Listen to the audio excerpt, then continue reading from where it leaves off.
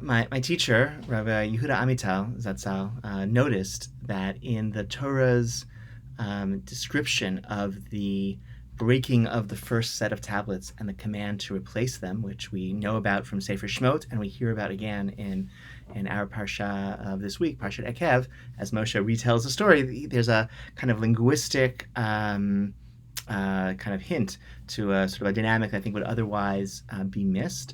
As the Torah describes the command, there's an emphasis of stone and wood. Okay, the stone that Moshe himself carves the tablets that then God's going to write on, and then the wood is for the wooden ark that Moshe immediately puts the tablets into after God has once again inscribed the Aseret HaDibrot on this second set of luchot, this second set of tablets. That wooden container is not described; it's not present in with the first set of luchot. This is one significant difference between the first set and the second set. The first set, Moshe carries them himself, right? Which is why you've all seen the statue, okay, the Michelangelo statue. That's how he was able to shatter them, because he was holding them in his hands. The second set of luchot, God says, build an ark, place them into the ark. The ark is made of wood, and then Moshe has to carve the tablets himself out of stone, whereas the first tablets, God did all of the work directly. Okay, so avanim, even, eitz, these are the materials that are emphasized in the Torah's description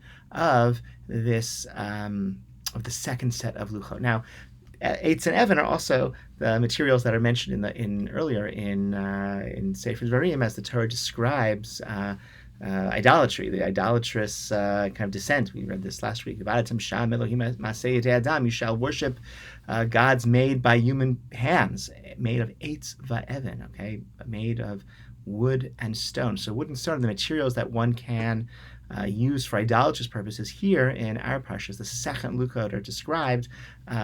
It's the materials by which we bring holiness, we bring Torah into the world by Moshe carving with his own hands this stone, not to make an idol, God forbid, but to make luchot.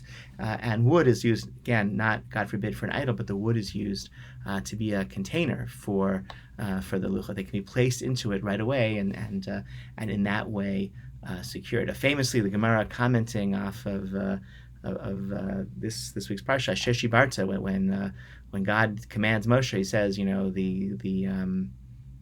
replace the first set of luchot asher shibarta that you have shattered.